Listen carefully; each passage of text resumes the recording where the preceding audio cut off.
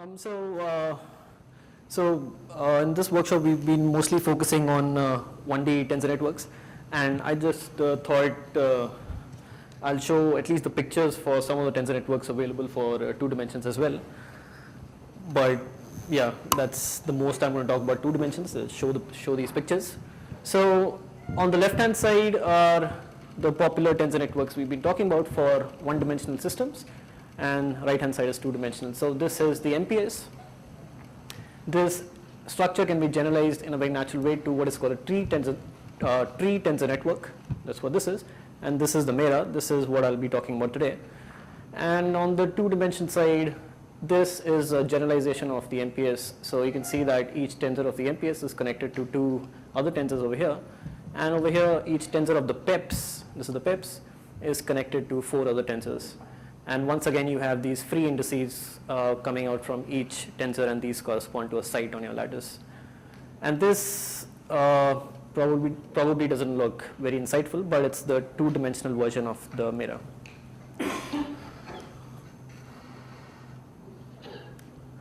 So this talk is an introduction to the MERA, which is this structure. And once again, I'm going to focus only on 1D systems. Last time I introduced what a tensor network was, and basically tensor networks are a way to efficiently parameterize your many-body wave function, and an efficient parameterization, in fact. And I gave a specific example, the MPS, matrix product states, and I argued that these are a natural variational class for describing ground states of gapped Hamiltonians. And I showed this by proving or arguing that if I take any MPS, the correlations in the MPS decay exponentially, and the entanglement entropy saturates to a constant. So today I'm going to talk about this structure here and argue pretty much on similar lines that this structure is a natural description for ground states of critical Hamiltonians. And so I'm going to show that just from the structural properties of this network, you can derive the scaling of entanglement and correlations that you expect to see in ground states of critical Hamiltonians. And so I just wanted to request Bhaskaran to just keep adding some insights about the RG perspective on all these things. So I just want to recall one slide from last time, and this is my graphical notation because I'm going to continue using this in this talk as well. And this should really be clear, because if this is not clear, anything I say after this is not going to make sense. So I just told you that a tensor is just a multi-dimensional array of complex numbers, so an object with some number of indices, and each index takes some number of values, which I'm going to call the size of an index. And so objects like this are basically generalizations of vectors and matrices. So, and I'm going to graphically represent a tensor by a shape such as a circle and some lines coming out of it. So here are some examples. A ket, I'm going to draw a ket like this, a bra like this. A matrix is a tensor with 2 indices, and here is a tensor with 3 indices. And I also mentioned that if I fix a specific value of one of these indices, say c equal to 2, in the graphical notation it just corresponds to just erasing this index. So once I do that, what I'm left with is an object with 2 indices, and that's a matrix, and it just corresponds to selecting a matrix from this collection of matrices here. So the same thing happens over here. If I fix a equal to 2, I'm left with an object with just this open index, that's a vector, and that corresponds to the second row. And if I fix both, that corresponds to a complex number. So fixing indices leads to erasing indices from the diagram, and now I can reverse this game as well.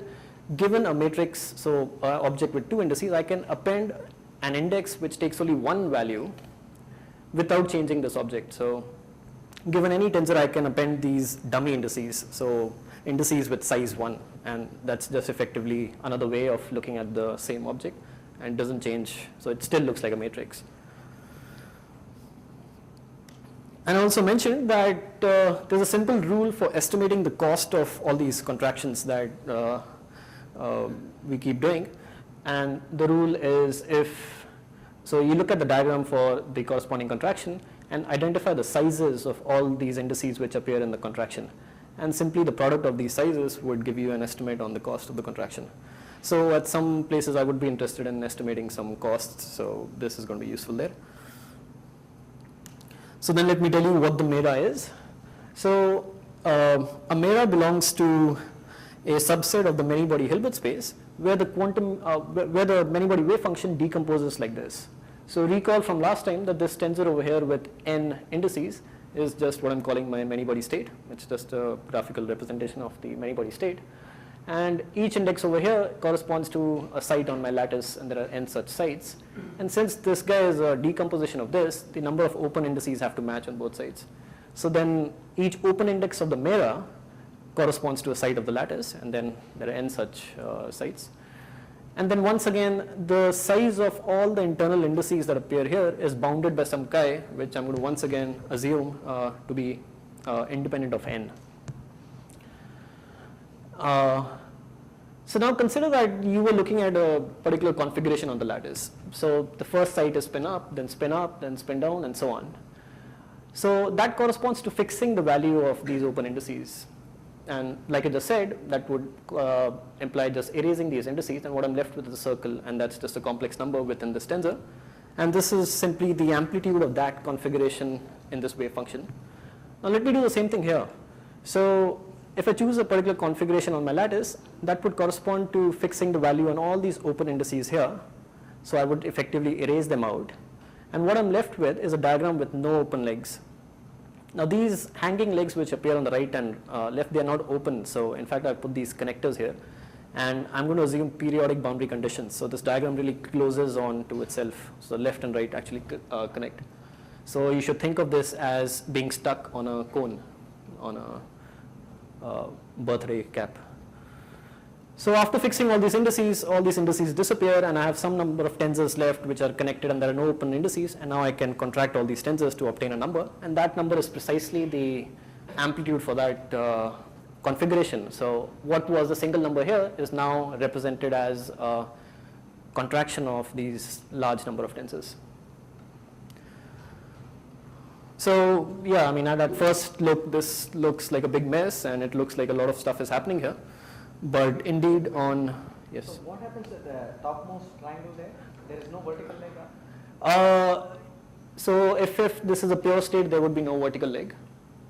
But you can in fact describe density matrices as well, and then you would put a vertical leg here. But hopefully that will become clear soon.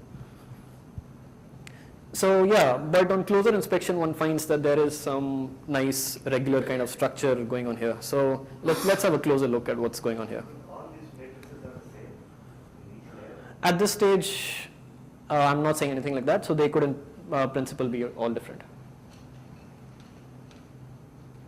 So let's look more closely at what's happening. And the first thing to note about the MERA is that it can be thought of as being made of layers, in the sense that tensors within a given layer are connected to one another in the same way. So here I've indicated the layers using these different colors, and you can see the tensors within each layer, they are connected together in the same way. And you can also notice that the number of tensors in each layer, they keep decreasing. And in particular, if you sit down and count this, you would see that this layer has n tensors, this layer has n by 2 tensors, then n by 4, and so on. So as you proceed upwards, the number of tensors are reducing by a factor of 2. So in particular, what that means is that the total number of tensors in this tensor network are just order n. So you just sum up n plus n by 2 and so on. So that's order n, and each tensor over here has a number of components which is just some power of chi, because all these indices take chi values. So this guy, for instance, has chi to the 4 components. So the total number of components is just n times chi to the 4 order of this. So yeah, so it's at least efficient to store this structure in memory. That was just my point. So then the point of this slide is that the MERA can be thought of as made up of layers, where tensors within each layers are connected in a similar way, and these decrease, the number of tensors decrease as you proceed upwards. So yeah. So at this stage, you are also alternating the ranks of the tensors, right? So in the square, there are 4th rank tensors. That's the next slide. Yeah. Right. Yeah, sorry for being so slow, but so now let's look more carefully at any one layer in this diagram. So what you see is that each layer is made up of two kinds of tensors, which are differentiated by squares and triangles. Now, I could have drawn them as circles, but it's just to make a distinction and to indicate there are two kinds of tensors at each layer. So like you just mentioned, so the square triangles, the square tensors have 4 indices, and the triangle ones have 3 indices. So their ranks are different. And let me, for fun, just give them names, but you don't have to worry too much about what these names mean. So these square tensors, I'm going to call them disentanglers, and the triangle ones, I'm going to call them isometries. And well, that you can understand because these are just isometries. Now these tensors are not any random arbitrary tensors, and they actually fulfill certain constraints, and these constraints are as follows. The disentanglers are unitary. So if I take a disentangler and contract with its adjoint, I get the identity. So straight lines are going to be identity. And this works the other way around as well. So U dagger with U also gives me the identity. On the other hand, the isometries, they fulfill this constraint. So if I contract an isometry with its adjoint, I get the identity, but not the other way around. So you can think of an isometry really as a product of a unitary and a projection. So they are unitary in some subspace. So so it would be nice to just take note of these properties, because it's going to turn out that all properties of the MERA as a tensor network are going to follow out just from these two constraints. So these are important.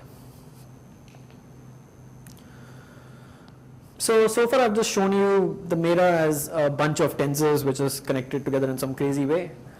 But there are other ways of looking at what's going on in the structure. And in the rest of the talk now, I'm going to explain 4 different ways of looking at the structure and trying to read what's happening there.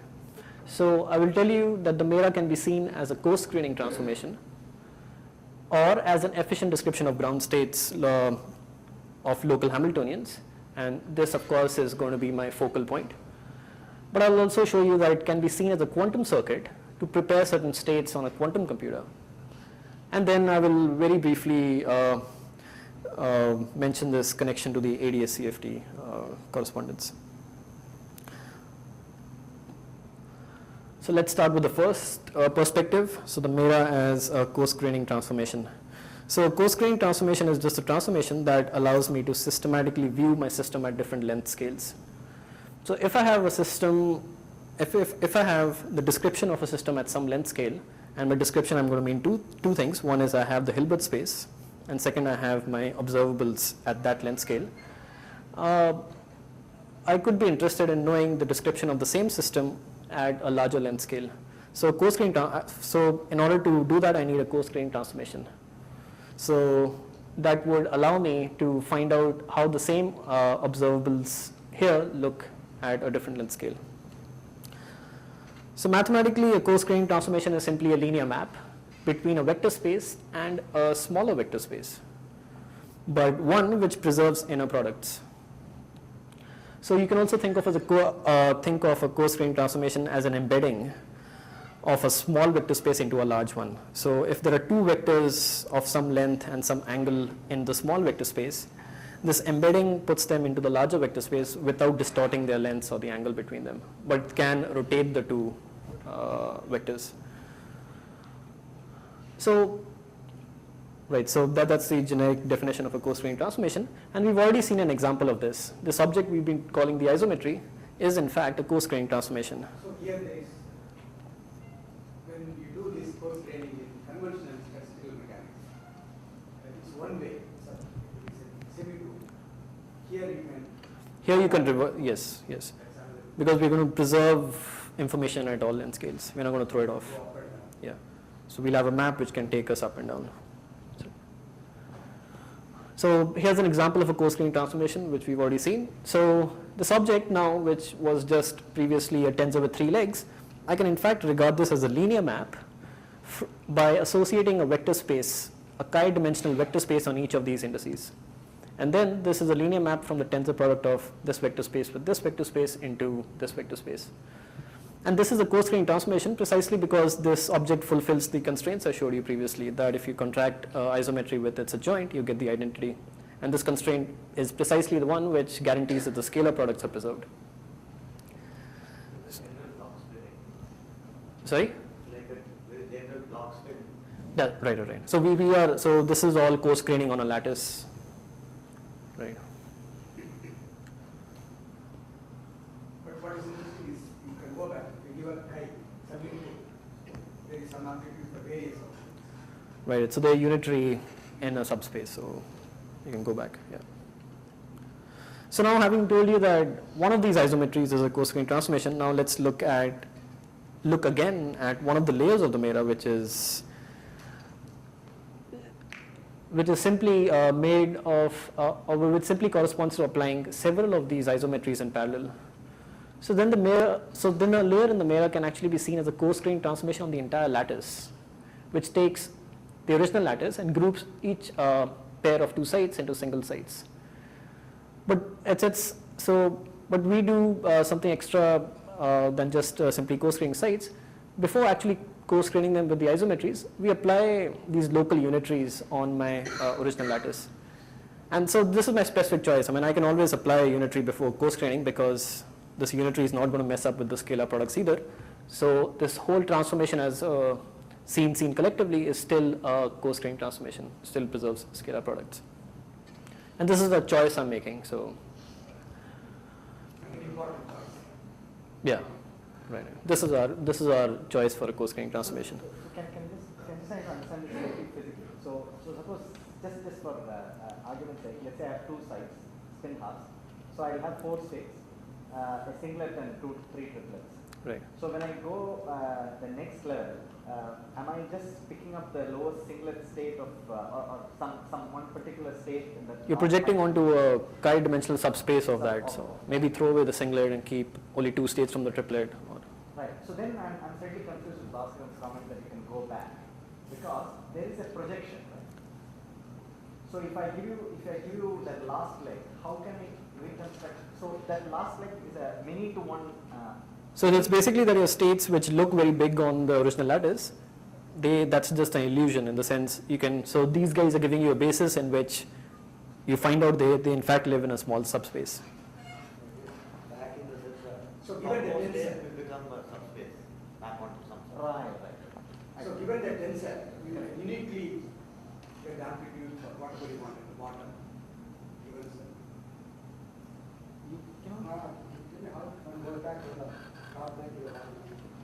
Right. So yeah, I will say something about so now let's just put a black box around all these tensors, and now after we do that, what we see is that we have a single object over here with n indices coming down and n by 2 indices coming up. And this black box is what I'm calling a coarse-graining transformation, which takes me from this lattice to this lattice. So what I mean by that is that if I have the wave function of this, so you give me a ket on this, and I apply this transformation, I get a ket on this lattice now, and that's just the coarse-graining description, right? And these guys, because they are isometries and unitaries, they can be reversed in the relevant subspace. So given a ket here, I can actually invert this, but I have to be a bit careful in the sense these objects are singular if seen as matrices, but they are nonetheless unitary in some subspace. So I can define its inverse as the adjoint of the unitary in that subspace and 0 elsewhere. So don't bother about the other subspace. What you are doing one state above, you will give me a subspace. Sorry? Given one state above, you will give me a subspace. Right, but From which it comes. from which it comes. That's right. That's right. No, sorry, no. I want to comment Yeah. because I have a lot of confusion about it. So you think about it as a quantum set. You would say that. Right, right. Maybe it's good to repeat. So you give any input from at the top. Then the circuit will give you with some probability amplitude various inputs. Various output. Various outputs, and that will be unique. Yeah, sure. That's the subspace. Right. That's the sense in which you can go down. Yeah, so if you come from a site over here, you will go to 2 sites here. But going this way, you will always go to 1 site. So that was coarse-graining in the sense of wave functions. So if you have so that's how the lattice itself looks like under this transformation. Now let's look at this in terms of coarse-graining operators, because my coarse-graining transformation should tell me how the wave function transforms and as well as how my observables are going to transform. So, yeah. Why do I need those square tensors? What is the physics? I'll come to that. In principle, go from the triangle. Yes. But this is a choice I'm making. I'm inserting this additionally. Right. So all these triangles taken on its own also define a coarse-graining transformation, but I'm going to insert this at this point just out of the air. You'll explain why you are. The motivation will hopefully become clear by the end of the talk.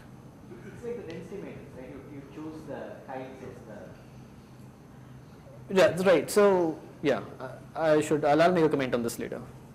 But right now, let's just do it as a maths exercise maybe, or a painting exercise.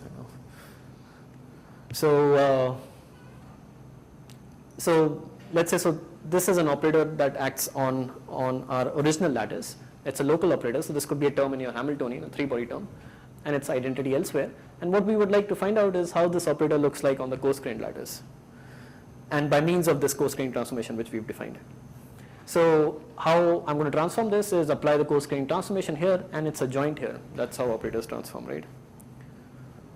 So I've applied the coarse-graining transformation. So you should really see this as a big black box, if that helps, which is acting on the entire Hilbert space, and this is the adjoint of this. Now, so in order to find out, so now these open indices over here, they are identified with the sites on the coarse-grained lattice. So if I contract this guy together, I'll get something with indices that live or which are associated with the coarse-grained sites. That's my coarse-grained version of this operator. But something looks wrong here. That is, I had a local operator over here, and somehow it seems that I'm getting an operator which acts on all sides of the coarse-grained lattice. Now, that's not a good, that's not a desirable feature of a coarse-grained transformation. We want locality to be preserved. So, and we expect that nature respects locality at all length scales. So local operators should really map to local operators. And we see indeed, if we look closely, that that's what happens here as well. And what comes to rescue are these favorite properties of these tensors. So the disentanglers are unitary and the isometries are isometries. So you would notice that several disentanglers are connected to their respective adjoints. So evoking this property, these guys are going to cancel out. So these disentanglers. And once they cancel out, they are going to leave certain isometries that are going to be connected to their adjoints. And then I'm going to evoke the second property and cancel them out. So really the previous diagram was just, there was a lot of hoopla which didn't matter, and a lot of cancellations were possible. And in the end what you're left with is this small set of tensors that you have to contract, and there's no escape from here, so you just have to sit down and do this. And once you do that, you get a three-body term. So your three-body term on the original lattice is coarse-grained into a effective three-body term on the coarse-grained lattice as well. So that's what we wanted, and we wanted that as a feature in our coarse-graining transformation. And let me also just mention that in order to coarse-grain our operator, we just had to actually make this contraction, and all the other contraction we didn't have to actually make it. We got it for free. So the cost of doing this contraction is once again just some power of chi. The power itself is not important. The point is that it's independent of the size of the system. So it's some constant cost. So I just want to mention that as an aside right now. So just for, suppose you do the same thing with the MPS, probably you did it already, similar things will happen also. Okay. Right, so here, so the MPS also can be used to define a coarse-graining transformation. So here we are putting two sites into single sites. So an MPS, what it's doing is it's first putting two sites into a single side, then adding one side, then adding one side, and then adding one side. So it's a tree with only one branch, so to say.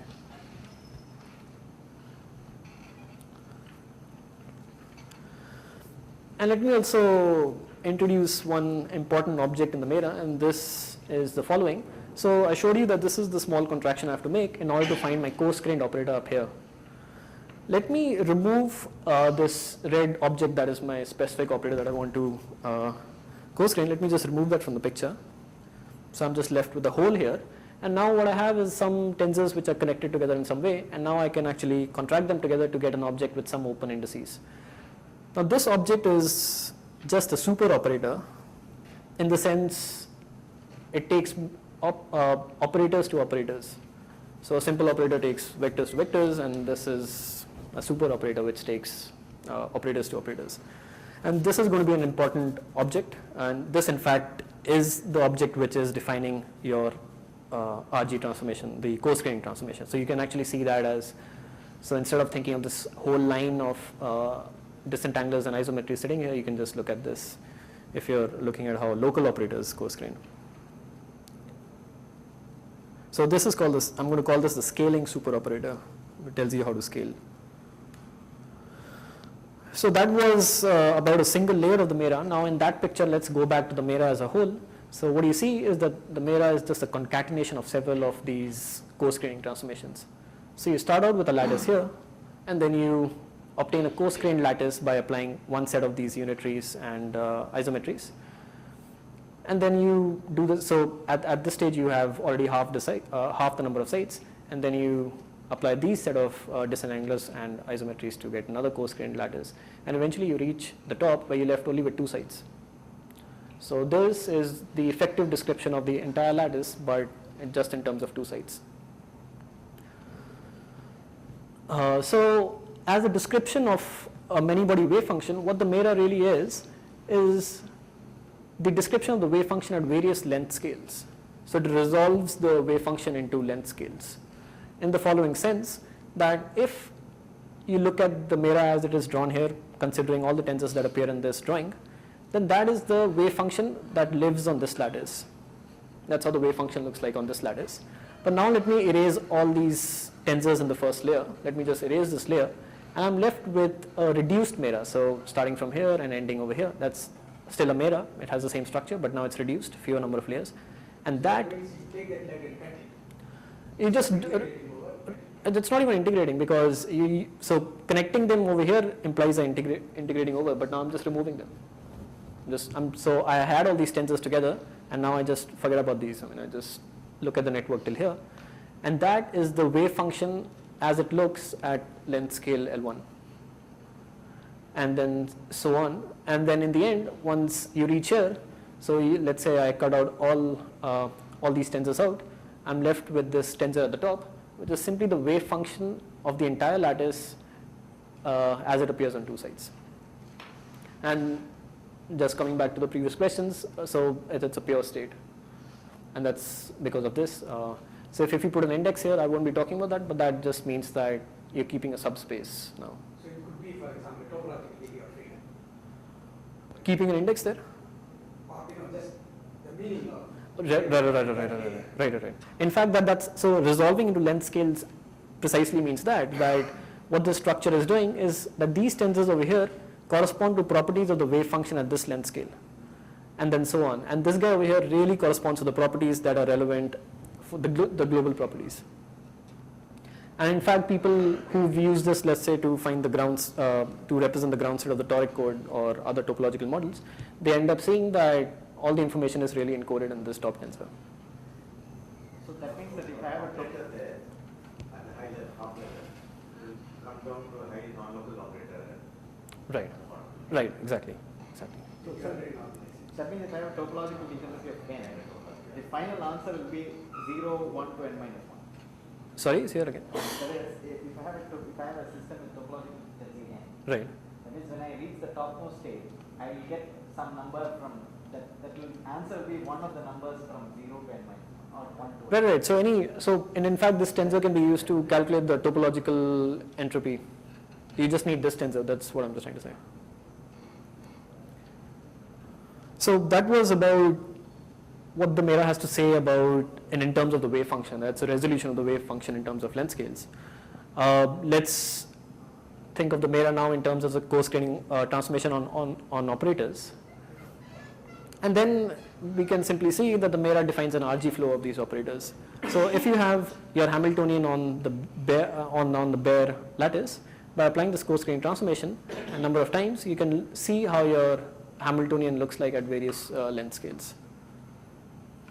So, and this, you can do this for any operator, so you can look at the RG flow of any operator.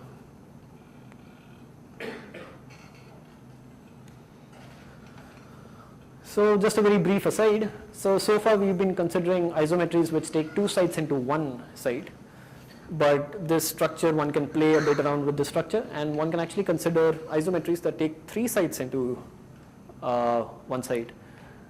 So it's again a different choice of a coarse-graining transformation, but I don't want to emphasize, I mean, there's nothing special really here, but except that there is some freedom in playing around with the structure. But in practice, it turns out that this form of the MERA is computationally more easier to handle and less expensive. So is it guaranteed that the final states in all of these will be the same? I mean, if I compare the tensors, they may not be the same, but expectation values of local observables and so on, they should agree for the same value of chi. So I'm going to just focus on the structure we've been looking at so far. Yep. A given free-body wave function may, by its nature, be a binary MERA rather than ternary. It's not that it can transform between them. Right.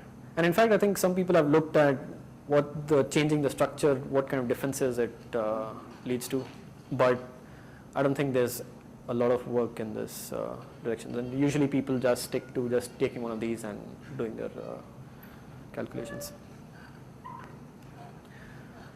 So that was my first viewpoint. And in fact, so I just forgot one thing. So this also gets interesting right at the critical point.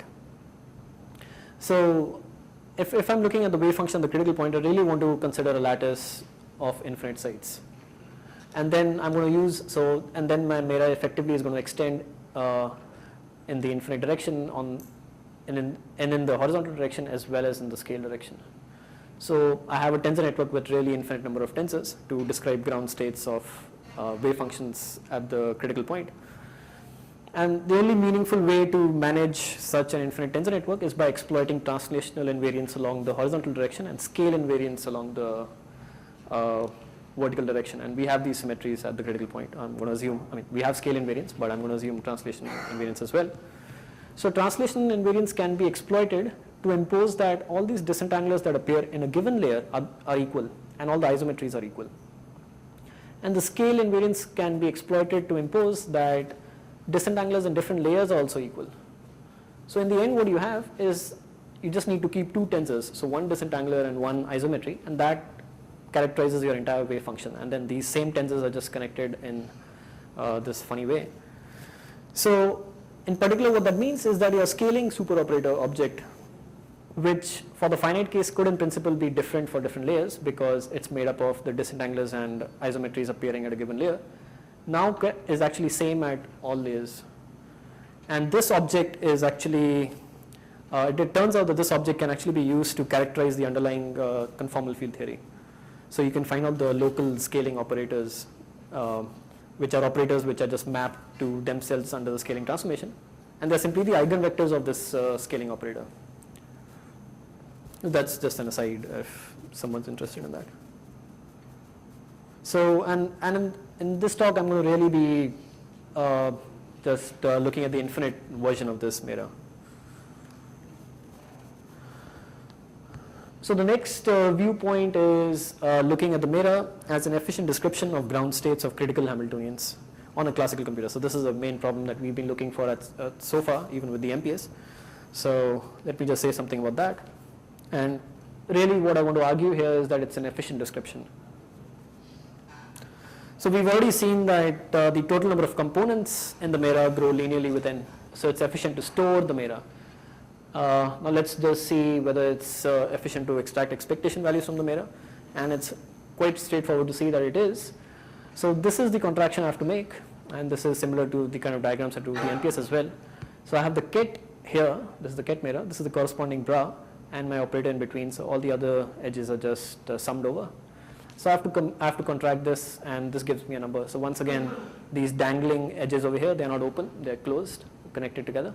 So indeed, by contracting this, I get a number, and that's my expectation value. So I'm interested in finding out what the cost of this is.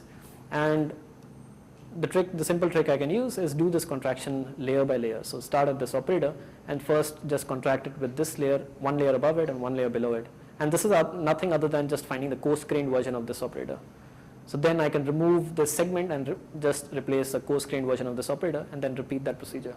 And I've already shown you that coarse-graining has a constant cost, just some power of chi, and there are log n such steps, after which this operator is going to become just a two-side operator here, and that is a trivial contraction.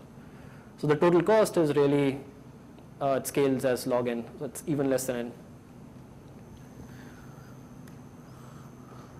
But the other way of looking at the same contraction is that let's not do it layer by layer. Let's in fact look at what happens when I try to contract this together in one big shot. And by using the properties of the disentanglers and isometries, what you find is that several of these disentanglers cancel out. And then once they cancel out, several of the isometries cancel out and so on. And in fact, what's only left in the contraction are tensors which lie in this shaded region.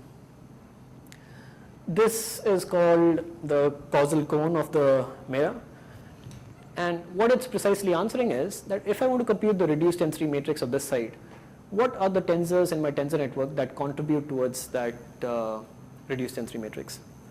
So that's the answer is that the tensors lying within this causal cone.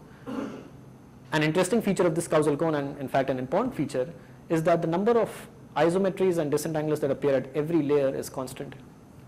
So here there are 2 isometries, then they go to 3, but then if there were more layers, you would see there would be only 3 at every subsequent layer. And so we say that the width of this causal cone is bounded. So although it looks like something is exploded, that's only because I'm drawing these effective sites farther and farther away. But if I just count the number of sites that I intercept at each length scale, they're constant. And so why I'm talking about this? Because so last time I told you that a generic tensor network needs to satisfy 2 properties. One is I should be efficiently able to store it, and I should be efficiently able to extract expectation values from this.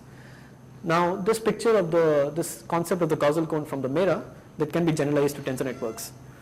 And given any tensor network, I'm interested in finding out whether this is efficient for extracting expectation values. I ask the same question, that if I have to find the reduced tensor matrix of one side, what are the tensors within the tensor network that I have to consider, or which contribute towards that? Or in other words, I have to find the causal cone of that site. And if that causal cone has a constant width or a bounded width, then that structure would be efficient. So this is just, so this is just a aside. So I've shown that a MERA can be stored efficiently, you can extract expectation values from it efficiently, but a real question once again is it good for representing ground states? And our claim of course is yes. And in fact, it's naturally suited for describing ground states of critical Hamiltonians. So remember what I told you about critical Hamiltonians? The correlations decay polynomially with the distance between the correlators, and the entanglement entropy grows as log L. Sorry?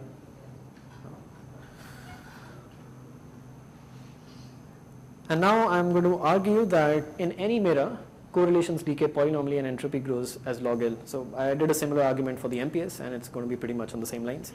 So once again, I want to emphasize that I have no Hamiltonian or any ground state at this point. So I just pick up any MERA from the Hilbert space, and this could be just fill in some random values in these tensors and look at how correlations decay. And I would observe these. Yeah. So the distance between them is L, so L to the power some negative exponent. So let's look at correlations, and once again I'm going to consider the infinite MERA, so this really extends to infinity on both sides and even in the vertical direction. But the vertical direction is, we don't have to really go to the infinite, we really don't have to go to the infinite size. So this diagram is just like the previous diagram for computing expectation values, except that you now have 2 operators, and now that is my infinite ket MERA, and that is my infinite bra MERA, and all these other indices are going to be contracted. Now if these are separated by some distance L here, so let's put a black box around them. So it's going to be some LL site operator here. After coarse-graining, it's going to shrink and become some, let's say L-1 or L-2, or yeah, it's going to shrink. And then exactly after log L steps, it's going to become a 3-site operator in this coarse-graining transformation, and then after that it's going to remain a 3-site operator. So let rho be the reduced density matrix at that length scale where it becomes a 3-site operator.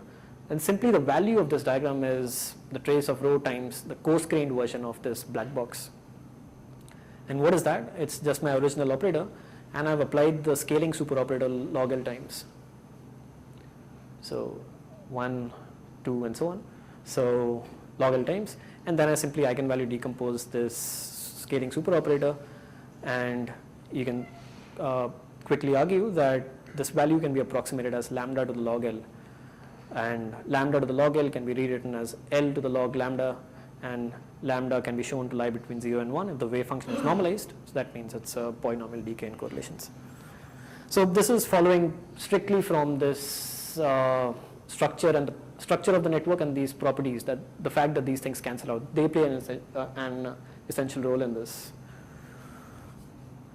So quickly let me show you the same argument for the entanglement entropy. So once again we're interested in finding out the block entropy for a block of L contiguous sites on our original lattice, and we want to show that this entropy is proportional to log L. And in fact the statement is equivalent to making a statement about the rank of this reduced density matrix, that in fact the rank is some constant to the power log L. So you can just believe me right now that if this is true, then this automatically follows. So I'm going to prove this version. So in order to find the rank of the reduced density matrix, I need to first find the reduced density matrix. So let me, and it's pretty straightforward to find the density matrix here.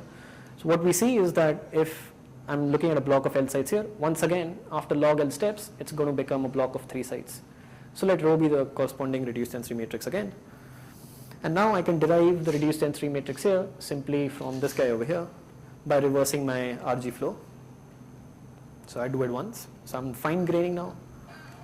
I do it twice, and in general I would do it log L times till I reach my original lattice, and I have to trace out everything which lies outside my block.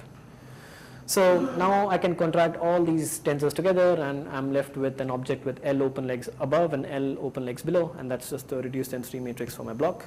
But I'm really interested in saying something about its rank. So let me not contract all these guys together in one shot. Let me partition this diagram into 2 pieces, and then contract all the tensors lying above this partition into a single tensor, and similarly all the tensors lying below it into a single tensor. So what I end up with is something like this. So this is nothing other than that's a decomposition of my reduced density matrix into 2 pieces, into 2 pieces.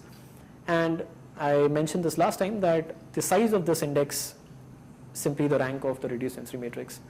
So we just have to estimate the size of this index, and the size of this index is precisely the product of the sizes of all the indices which intercept this horizontal line. And the only important thing to notice here is that every layer in this fine graining transformation contributes 2 such lengths. So there are log L such fine graining transformations I have to do in general, so there will be log L such links that I have to cut. So, and then I just multiply them, they are of size chi each. So I've shown that the rank of the reduced density matrix is just some constant to the power log L. That's what we wanted to show, and then this follows straight off. So in any MERA you see the scaling properties that you expect to see in ground states of critical Hamiltonians.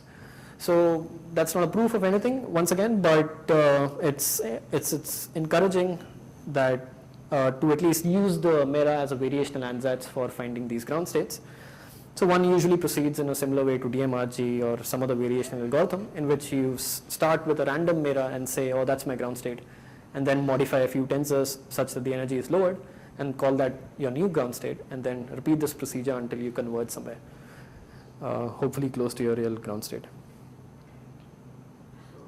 So if I know the critical properties of exponent, then when I construct a MERA, which will always be the same. Right. So once you have the MERA for the ground state, you can actually compute the critical exponents and even other exponents and a lot of information. Given the exponents, can I? Yeah. Okay. The inverse.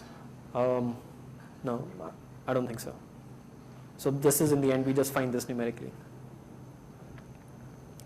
And these tensors that you end up finding, they are really non-trivial. I mean, so it would be hard to imagine that just given a central charge, you can actually find out all these tensors But people have calculated for different central charges the scaling exponents for MERA. Right, but then How do they do it? they variously find the ground state. So there is a Hamiltonian corresponding. Oh, yeah. They're looking at a Hamiltonian, they find the ground state, and then they find out, after given the MERA, they find out all these things. Is the scaling exponent, is there any connection between that and the kind of mirror? Binary or tertiary? That is a good question. I think someone has looked at these kind of things, but I'm not really sure. But I think so. A lot of calculations have been done mainly with the 3 version of this MERA, and they get exponents in agreement. So I don't think these kind of properties should differ so much. But there's some paper out there comparing what happens when you change this structure. So that was in fact the main part of my talk, and that's done. So there my main point was, so even if you don't follow all these crazy diagrams, the main point was that I can use the MERA as an efficient description of ground states of critical Hamiltonians on a classical computer. So we're just doing it on our laptop. But the same MERA, so once you found this ground state by variationally optimizing these parameters, you can view this structure as a quantum circuit that prepares this ground state on a quantum computer. So Here I just want 1 and 2 could have worked even without your squares. 1 and 2? The 1 and 2, whatever you have said so far. Right. In terms of efficiency and so on. But you wouldn't get the polynomial decay of correlations and Without squares. yeah, without squares. So in Third one is important. I'll mention the role played by the squares now, right? But even at the level of this point, the answer is that you would not get the polynomial decay of correlations and the log L behavior of entropy. So that really is, I mean, so this is again going to come again in this picture, that's precisely the structure you need to capture these correlations. So what I want to do is that this is my ground state of a critical Hamiltonian, and I want to now see this as a sort of a quantum circuit. So in a quantum circuit basically means that it's a circuit which takes an input state to some entangled state, and usually there's a time direction. So I want to see the structure as some sort of a quantum circuit, and this is just, I mean, all these pictures, they're not really complementary, and you can just think of them as additional perspectives on what's happening and mix and match and think about what's going on in your particular problem by getting insights from all these pictures. So I'm going to do 2 small things in order to make this look more like a quantum circuit. The first thing I'm going to do is attach dummy indices to all my isometries. So 1 dummy index to each isometry. So I told you a dummy index is just an index which takes 1 value, and I can always take a tensor and add a dummy index without changing this thing. So I'm not changing anything, I'm just, so to say, just changing this picture. So each one of these dummy indices takes 1 value, and I've told you an isometry can be seen as a linear map by associating vector spaces to these indices. So 1 value would mean a vector space of 1 dimension, so a vector. Let me call this vector 0 at all my dummy indices. So spin down. And oh yeah, that's just technicality. Yeah, so topmost 2, just technicality. So more generally, there would be a 3rd index here, just like every other isometry, and then I would just have to add 1. Right. So that's the first thing I had to do, and the second thing I'm going to do is reinterpret my scale dimension as a time. So increasing from top to down. And now I can start reading this guy as a quantum circuit in the following way. Let me start at time t is equal to 0. What I have is 2 spins which are in a product state. So they're not entangled.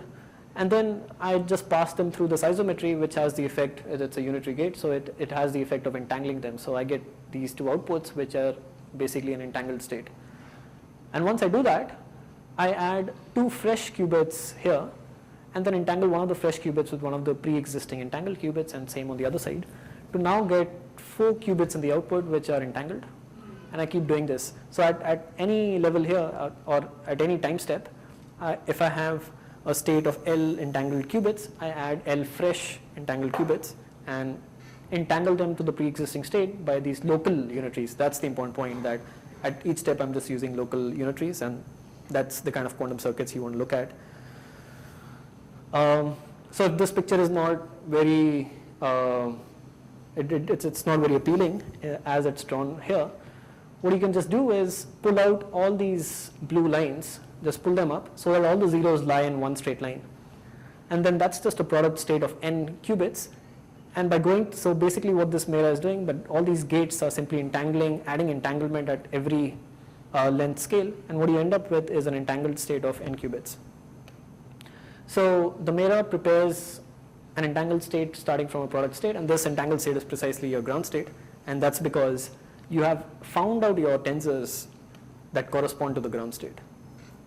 So also, since the blue lines are dummy indices, in principle you could start with any product state. Right. The quantum circuit is so efficient it will give you the final answer. That's right. So it could be qubits or even higher spins. Right. I see. Right. So yeah. So seen from top to down or in increasing time, it looks like so the MERA is creating an entangled state by adding entanglement at different time steps or different length scales. Let's just look at the same thing back in time, and this is just the inverse picture. That what the MERA then is doing is taking an entangled state and giving me a product state. So back in time it's removing entanglement, and how it's removing it? It's removing it at different length scales. So removing some entanglement here, so these gates, and then some entanglement here and some entanglement here and so on. And that's the motivation of calling these guys disentanglers in the other picture, because there we are really concerned with the scale dimension going from bottom to up towards the top of the board. So, so does that answer your? So you had a question about why these are. So these are disentanglers and they're removing entanglement.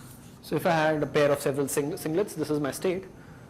Suppose I were not to use the disentanglers, and I just use these isometries, so I just coarse-grain these guys, and let me group these guys into one and these guys into one, right? The point being that I don't know what the state is initially, so I could be grouping my sites this way.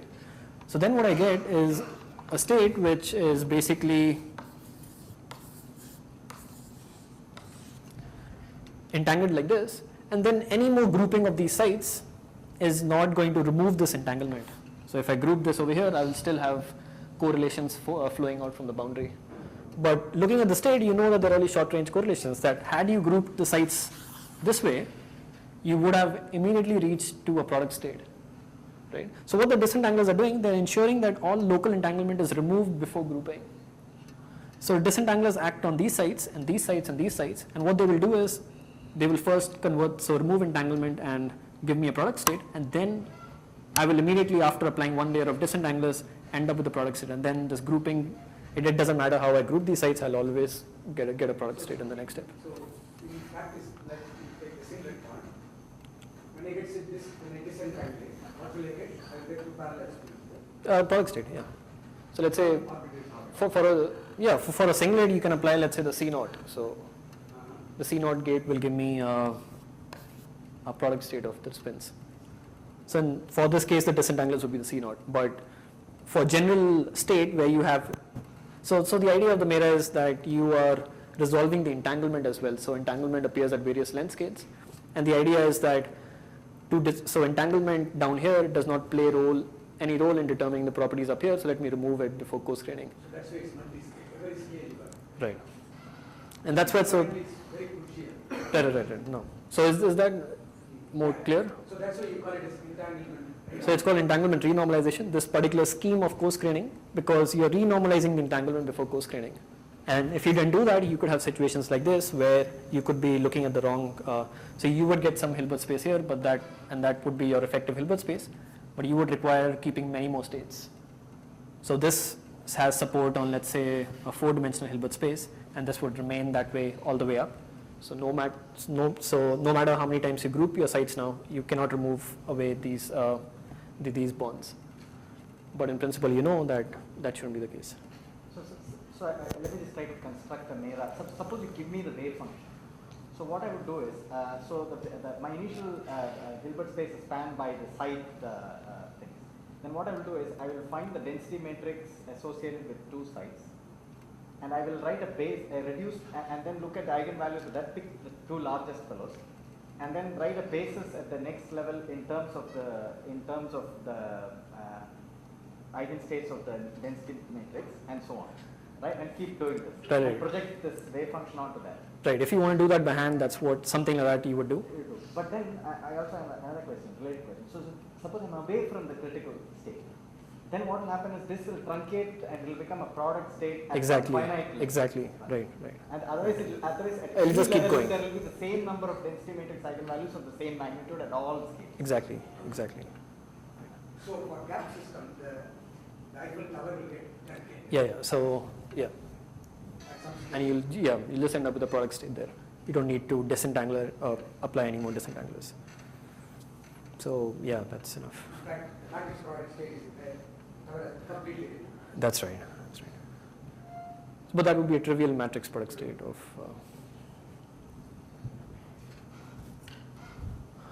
So that was my picture of the MERA as a quantum circuit. So finally, let me come to the dangerous part. So I don't know who's sitting in the audience. Oh, yes, our friend is here, and he's smiling. So yeah, it's scary actually. So this is a recent. So someone just recently pointed out that this crazy network that we've been looking at has something to do with the ADS-CFT correspondence. And really, my purpose here is just to open this, and I would actually like some helpful comments from. I'm sure a lot of people know much more than me here. But let me just briefly say what this connection is about. So first I'm going to redraw my MERA in a different way. So this is how I've been drawing the MERA so far. Okay, and once again remember that these left and right sides are connected together, so this is stuck on a cone. So let me take that cone and now squish it down from the top vertex. So from here I just squish my cone down, so all the disentanglers and isometries now just radially flow on the plane. So this guy over here is this central tensor over here, and then all the other guys are just organized around it. Just a fancy way of redrawing my MERA. So someone is going to say something about what the ADS-CFT correspondence is, but just let me give a very loose statement of what I think it is. And I'll just stick to 1 plus 1. So the ADS-CFT correspondence says that if you have a conformal field theory in 1 plus 1, so this is the picture of my space-time, so the cylinder, so vertical direction time, and this is my spatial direction, periodic boundary conditions again.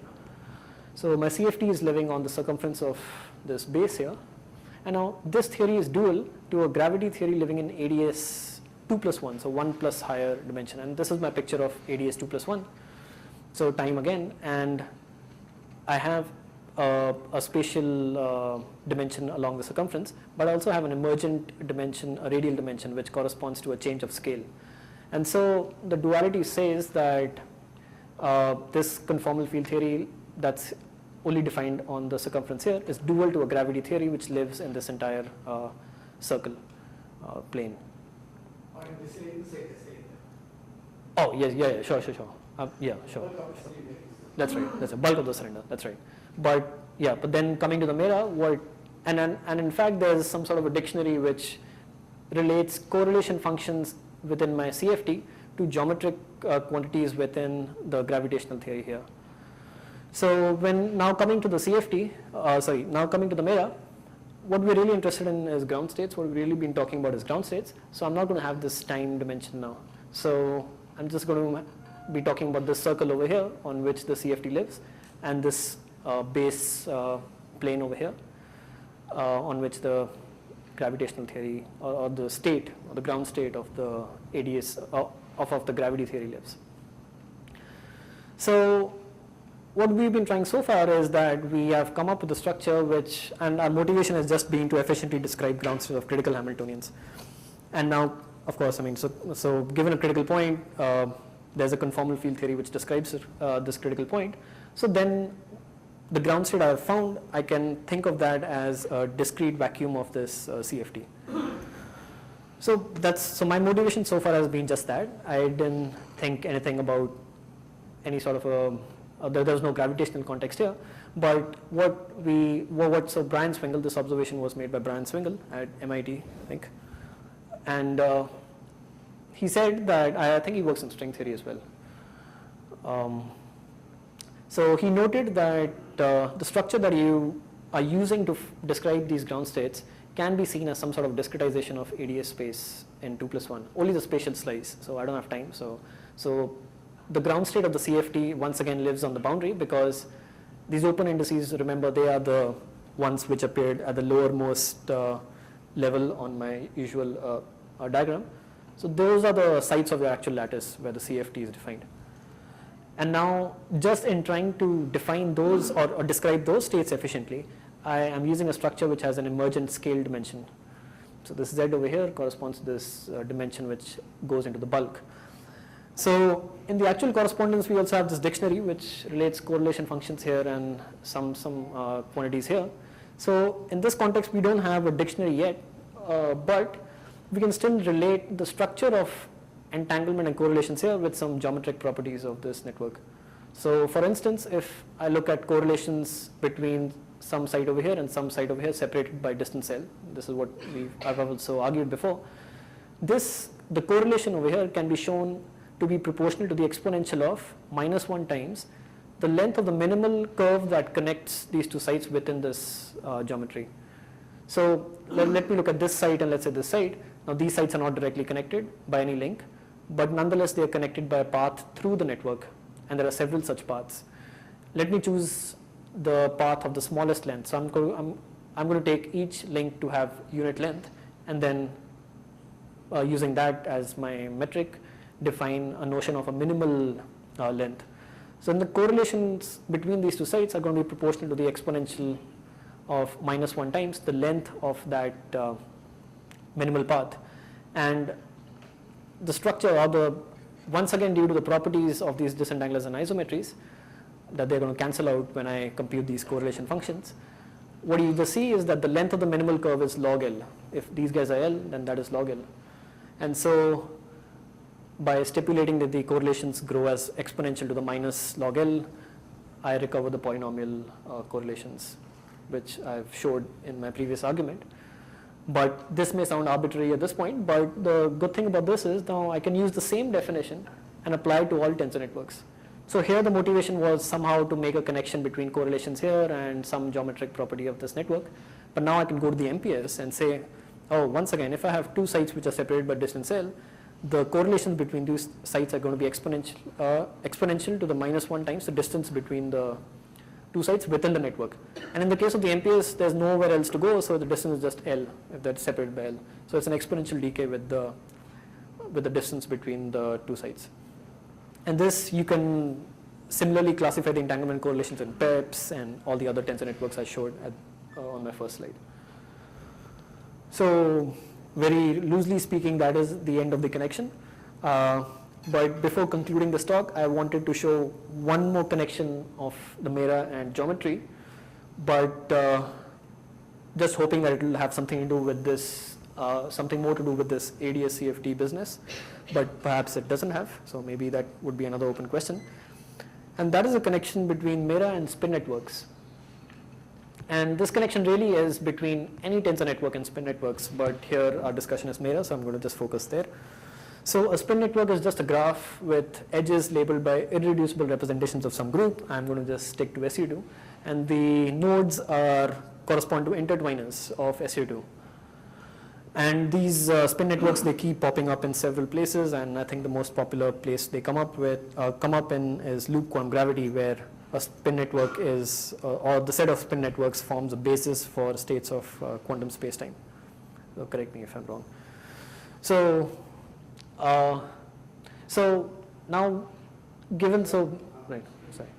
So let's say what you call a spin network, Yeah. some kind of amplitude, is it? It's a graph, yeah. It can have no open indices, in that case you can understand that to be an amplitude. So it's like a wave function. It can be, so you can describe a wave function as a spin network as well. So these are really states of spacetime, quantum spacetime, in loop quantum gravity. And the corresponding amplitude would correspond to taking one of these graphs and joining it with its adjoint, and then it's a graph with no open legs once again. And you can contract this number, and it would be some function of the recoupling coefficients of SU2. So to make some connection there, what I'm going to do is that I'm going to take my usual disentanglers and isometries, and these were the ones which fulfilled my usual constraints. These are unitary and these are isometries. I'm going to still have that, but I'm going to impose additional constraints. So I'm going to choose the group SU2, but these arguments are valid for any compact and reducible group. So the constraints I'm going to impose are the following, that the isometries and disentanglers are going to be SU2 invariant. So if I take an isometry and apply, and if I pick a group element from the group and apply it on all these indices, now of course it applies differently depending on whether the index is incoming and outgoing. So there are some arrows going in this direction. So once again, incoming and outgoing. So if I apply these elements as matrices on these indices and contract this diagram, I see that the tensors are left invariant. I mean, not that I see, I'm going to impose, I'm going to choose tensors which fulfill this constraint. So now I'm considering a MERA which additionally, in which the isometries and disentanglers, they fulfill these constraints. And the second thing I'm going to do is rewrite my isometries and disentanglers in the total spin basis. So here let me just show the isometries, and the same thing holds for the disentanglers. So once again, I've mentioned that this object can be seen as a linear map between the vector spaces A and D into vector space C. So since we have the group acting on all these edges now, so I can describe this vector space as a linear sum. It can as a direct sum of irreducible representations of SU2. So here's an example. So this vector space is 4-dimensional. It has a singlet and a triplet, and this isometry, I have not made any truncation here, but in principle you can have truncation.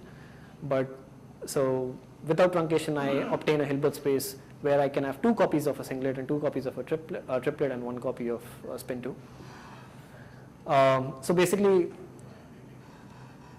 I can label a basis on each one of these indices by 3 numbers. So first I was just using a single number which takes chi values, but now I'm going to use the total spin, the spin along the z direction, and an additional spin, the degeneracy index, which basically helps me distinguish between states in different copies of the same irrep. So why I'm doing all this? So,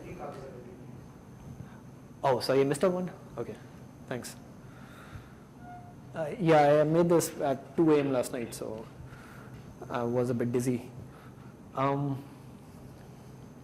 Right, so I'm just using so this total spin basis on all these indices, and why I'm doing this is because there's a nice theorem called the Wigner-Eckart theorem, which says that if I have a tensor which is invariant under the action of a group, it decomposes into 2 pieces.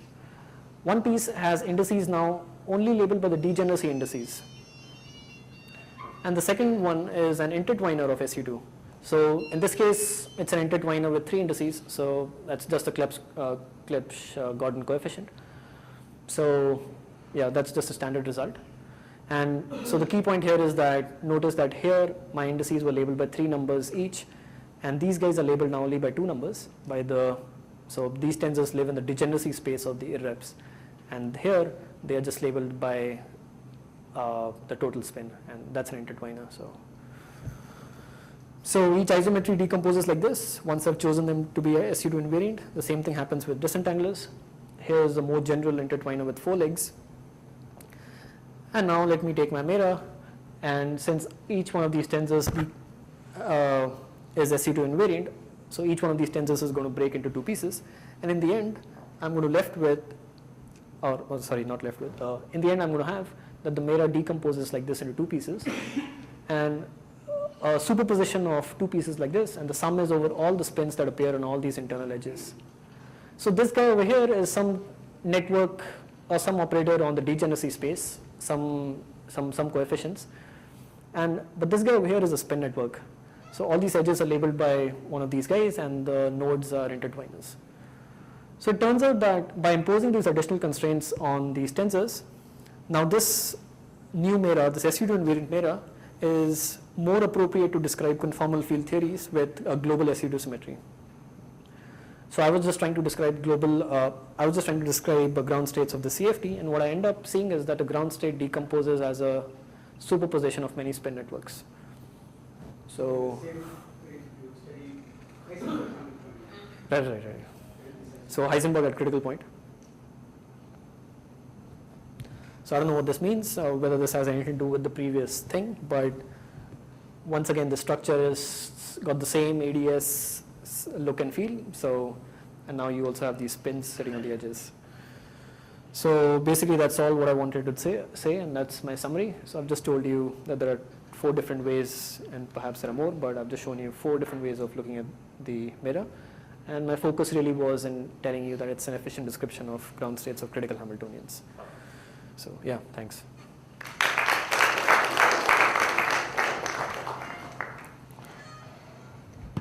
So can you go back to that ternary MERA? Oh, okay. Go back a lot.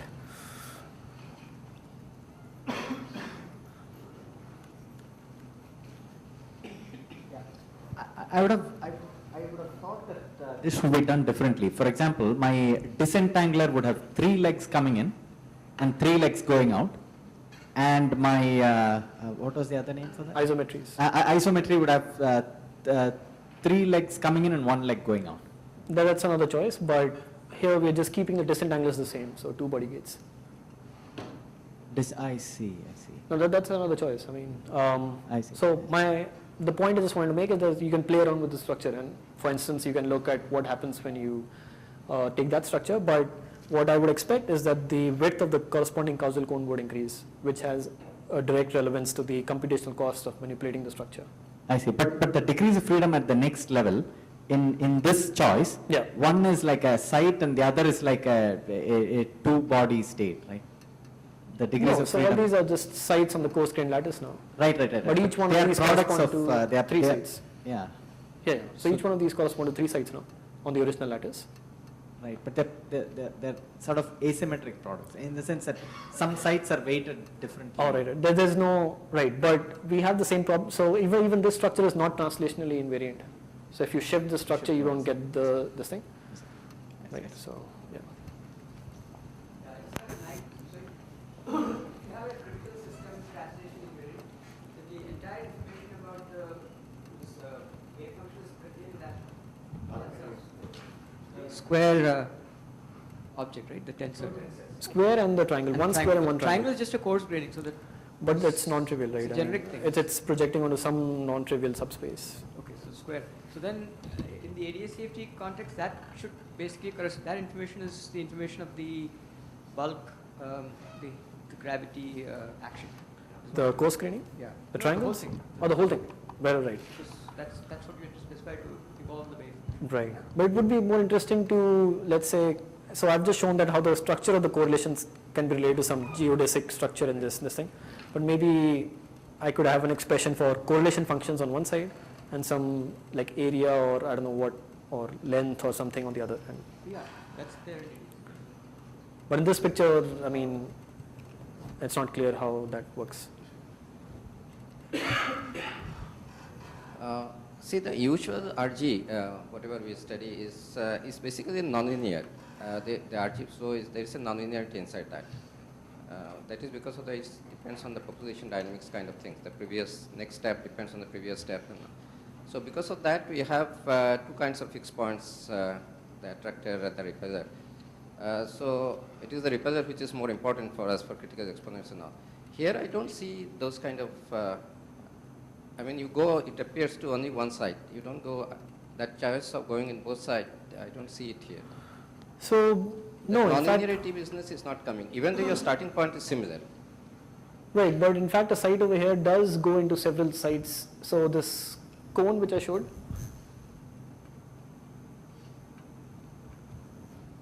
so one side over here is in fact related to several sites over here, has contributions to, so one side over here is connected to several sites at a larger length scale.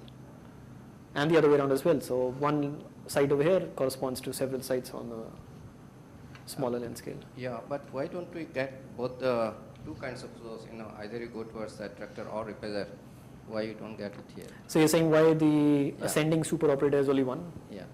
That uniquely maps operators Even to though your operators? starting point is similar, I see. both the RG starting point is same. So I don't know, maybe Bhaskaran would have something to say about this. But this is describing just the critical point, right? Yeah. So this is describing the state at the No, I'm critical not point. going to the fixed point, but you can start from anywhere in between the basin of attraction, and you can, there is a possibility, there is a nonlinear map actually. You start, No, but if I'm away from the critical point and if I start, then I have a finite correlation length. yeah. Then if I have a wave function for that, then this thing will truncate at some scale which is proportional to the correlation length. It will simply truncate. So You will not be approaching that point. you are not going to change. So you are given the wave function of the state at a given coupling constant. No, I understand that. What's my point is that RG flow is basically a nonlinear problem. It's because it's like population dynamics. You see, your next population depends on the previous one. So that nonlinearity shows up in the form of two fixed points and all this attractor business. Why it's not happening here? That's my question. Even at some stage. Because you are at a fixed coupling constant and you are studying the wave function at that coupling constant. And you are looking at what is happening at a fixed coupling constant to the wave function when you look at it at larger and larger scales. So if you are at the critical point, then and if you have an infinite system, it will keep going, and after a stage it will look the same at every level. Whereas if I'm away from a critical point, it will stop and it will just get truncated at some fixed. So it could be possible depending on. If you do use this transformation to transform your Hamiltonian to the box set and somehow define new coupling concept, then that will be a nonlinear relation. Yeah. If that is possible. It's in idea actually. Whether you're doing coupling constant or any transformation is going to be nonlinear. Because it depends on population dynamics. You see. So here the transformation in some sense is on the states. So that is unitary and linear. The wave Especially function, that you are only looking at the wave function. language. It's just a Coupling series of also not. unitary transformation on the states.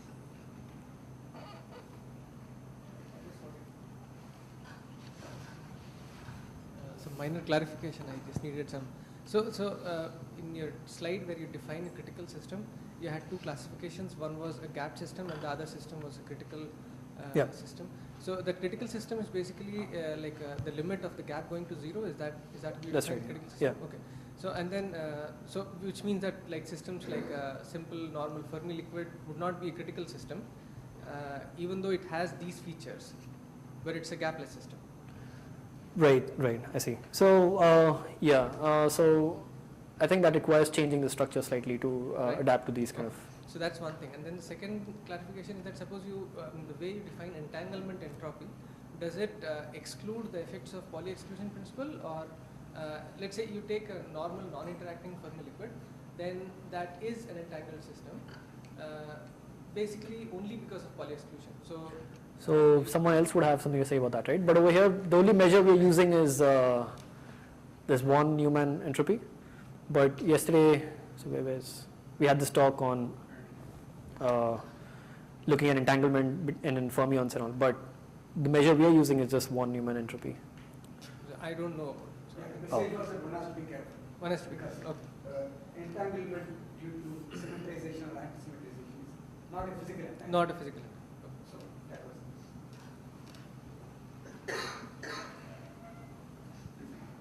So if there are no more questions, let's thank Sophia again.